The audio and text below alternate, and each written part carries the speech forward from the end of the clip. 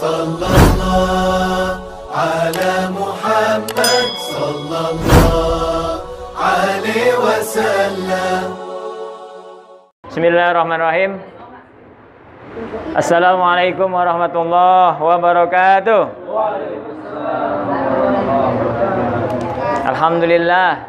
Alhamdulillahilladzi yuhibbut tawwabin wa yuhibbul mutatahhirin. Wassalatu wassalamu ala khairul mursalin Sayyidina Muhammadin wa ala alihi wa ashabihi ajma'in. Rabbi shrah li sadri wa yassir li amri wahlul 'uqdatam min lisani yafqahu qawli. Amma ba'd. Cangcingnya babi yang dirahmati Allah, hadirin jamaah musalla al-muttaqin yang dirahmati Allah. Alhamdulillah, pada malam Jumat yang penuh berkah ini kembali Allah mempertemukan kita bersama untuk bersama-sama zikir, tahlil, tahmid, tausiah ya, mauidhah hasanah, yang alhamdulillah malam Jumat kemarin saya tidak bisa hadir karena ada sesuatu di rumah sana sebagai penghormatan saya terhadap kakak. Jadi mohon maaf, saya tidak bisa bersama-sama belajar di Mushola Al-Muttaqin. Hadirin yang dirahmati Allah, di awal pembukaan saya ceramah tadi bilangnya apa? Alhamdulilladzi yuhibbut tawwabin wa yuhibbul mutatahhirin. Penggalan kata-kata itu ada di mana? Pernah dengar tidak? Atau pernah nyebut? Sering? Atau lupa? Apa coba? Habis wudu. Itu salah satu di akhir doa wudu gimana?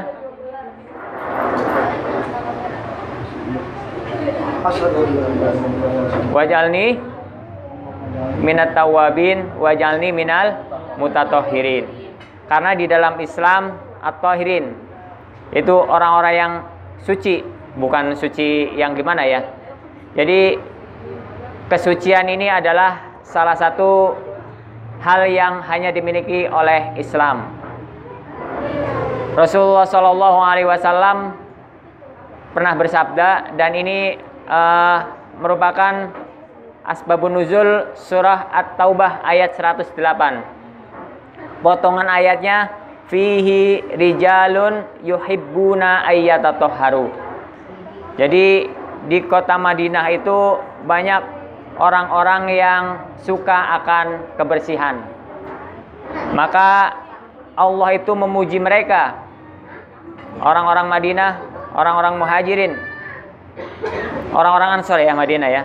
Orang-orang Ansor dipuji oleh Allah, maka Rasulullah Shallallahu Alaihi Wasallam pun bertanya kepada mereka, ya ma'saral Ansor, hai orang-orang Ansor, innallaha qad asna alaikum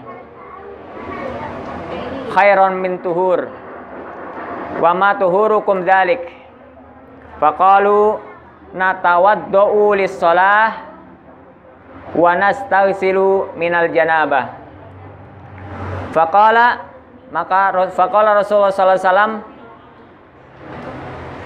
wa hal ma dzalik min ghairi? Faqalu la ghaira. Hadirin yang dirahmati Allah Subhanahu wa taala. Dari bisa dilanjut ya? Dilanjut. Jadi hadis ini Allah Subhanahu wa taala itu memuji orang-orang Ansor dengan kedisiplinannya akan kebersihan. Maka ketika Rasulullah Shallallahu Alaihi Wasallam bertanya kepada mereka, kebersihan apa, kesucian apa yang dimiliki oleh kalian sehingga Allah memuji kalian? Maka kata mereka, natawaddau lis-shalah. Kami berwudu ketika akan sholat. Jadi hal pertama yang dimiliki oleh Ansor yang menjadikan Allah memuji mereka adalah mereka selalu berwudu ketika akan sholat. Jadi mala yatimul wajib illa bihi fahuwa wajib. sesuatu yang wajib tidak sempurna dengan sesuatu yang lain, maka sesuatu yang lain itu menjadi wajib. Sholat itu wajib? Wajib. Sholat tidak sempurna tanpa wudhu, maka wudhu itu menjadi wajib karena merupakan syarat kesempurnaan sholat. Maka ketika kita niat berwudhu, niatnya wajib apa sunnah? Niatnya gimana? Nawaidul wudu'ah liraf'il hadasil asghari far. Jadi wajib.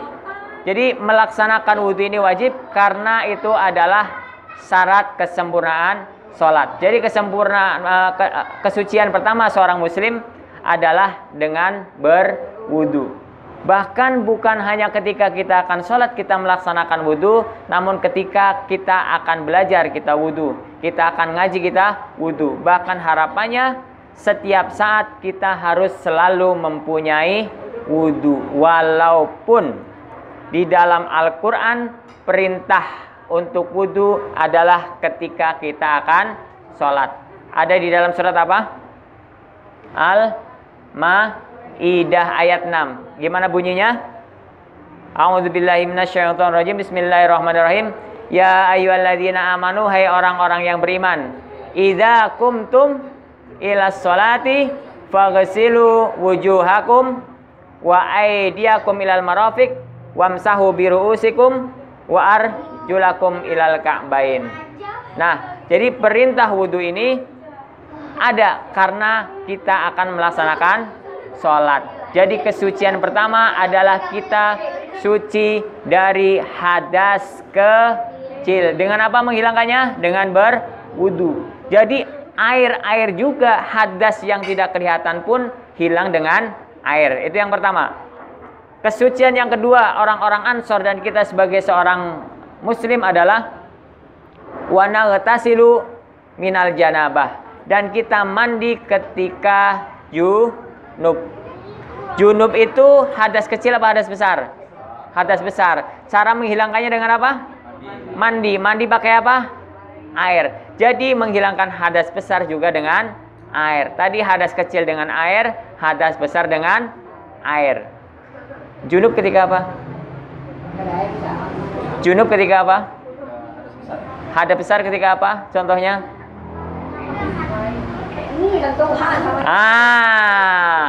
Nah, maka harus mandi. Jangan habis itu terus nggak mandi gitu, habis jangan. Karena seorang muslim harus selalu suci, baik dari hadas maupun najis. Dan yang ketiga, tadi di hadis yang saya baca belum selesai.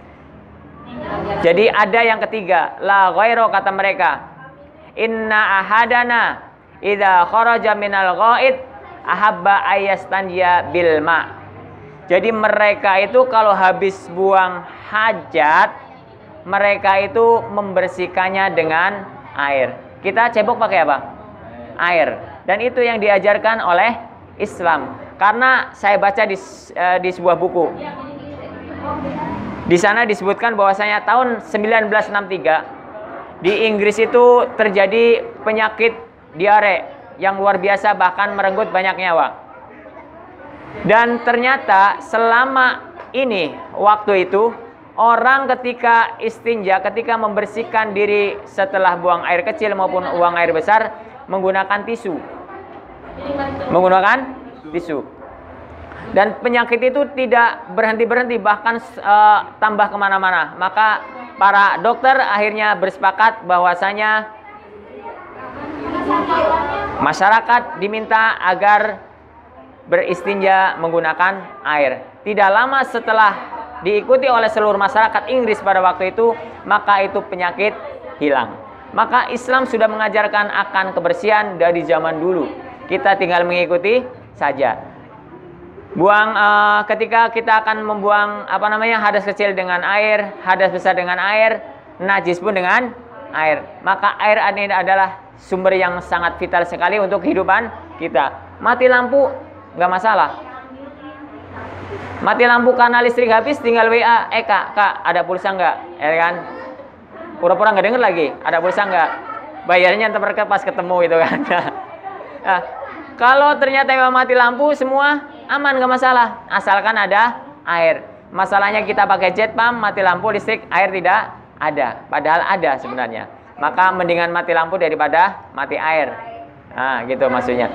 Jadi hadirin yang dirahmati Allah, air yang saat ini berlimpah ruah dengan turunnya hujan setiap hari, ini insya Allah semua penyakit pun hilang dari diri kita, hilang dari negara kita, bahkan tidak ada dalam diri kita. Yang saat ini digembar-gemborkan oleh pemerintah adalah dengan cuci tangan. Padahal itu sudah dilakukan kita sebagai seorang muslim jadi zaman dulu. Bahkan ketika kita akan wudhu pun kita disunnahkan mencuci tangan kita sebelum kita membasuh muka, karena itu adalah urutannya. Hadirin yang dirahmati Allah, ada 6 rukun wudhu. Apa saja? Yang pertama adalah niat. Niat itu kapan? Niat itu muqtarinan bi fi'lihi, bersamaan dengan pengerjaannya. Kalau kita wudhu kemudian kita cuci tangan dulu, maka kita niat ketika cuci tangan. Kalau kita wudhu ternyata rukun setelah niat adalah mencuci muka, maka boleh ketika mencuci muka, dan niat itu di dalam hati. Muqtarinan bi fi'lihi, jadi hati niat, kemudian kita sambil membasuh muka kita. Itu yang pertama niat. Yang kedua apa? Membasuh muka, yang rukunnya ya. Tapi sebelum rukun yang kedua itu ada namanya kumur-kumur. Kumur-kumur, kemudian ada menghirup air. Ya, bukan gini doang ya. Bukan ngupil, tapi menghirup air sampai panas itu kan. Kemudian baru kita membasuh muka. Sampai mana? Sampai batas rambut yang tumbuh di muka kita. Kemudian selanjutnya apa? Tangan. Tangan sampai mana? Ilal marafiq, sampai siku. Kemudian apa lagi? Membasuh. Kalau di dalam itu apa? Wamsahu biru'usikum, membasuh kepala. Maksudnya adalah rambut yang menempel kepala. Yang rambut panjang, istri saya panjang, cuma begini doang di rambutnya, enggak sah. Kenapa? Karena yang dibasuh adalah rambut yang nempel kulit kepala, bukan nempel kulit yang lain ya, kulit kepala. Kemudian apa lagi? Telinga ya, sunnah ya. Kemudian yang rukun berikutnya adalah membasuh kaki sampai mata kaki, dan yang terakhir adalah tertib. Namun ada satu rukun lagi yang tidak disebutkan dalam 6 itu, yaitu mutawaliyat. Mutawaliyat, apa itu? Jadi ketika kita basuh muka, ada tamu keluar itu kan, silakan ngopi-ngopi dulu baru nerusin basuh tangan, itu nggak boleh, nggak sah. Atau ketika sudah wudhu selesai, tahu-tahu ini masih kering siku, itu sikunya masih kering, terus langsung ke ambil air diikinin aja, itu pun nggak sah. Jadi harus diulang dari awal. Jadi hadirin yang dirahmati Allah, selain 6 itu juga harus berturut-turut dan tidak boleh ada jeda. Hadirin yang dirahmati Allah, semoga 3 hal ini kita laksanakan dalam kehidupan kita, dan insya Allah ini sudah biasa ya. Kita selalu wudhu ketika akan sholat. Yang kedua, kita mandi ketika junub. Dan yang ketiga, kita selalu istinja menggunakan air. Subhanakallahumma wa bihamdika asyhadu an la ilaha illa anta astaghfiruka wa atubu ilaik. Assalamualaikum warahmatullahi wabarakatuh.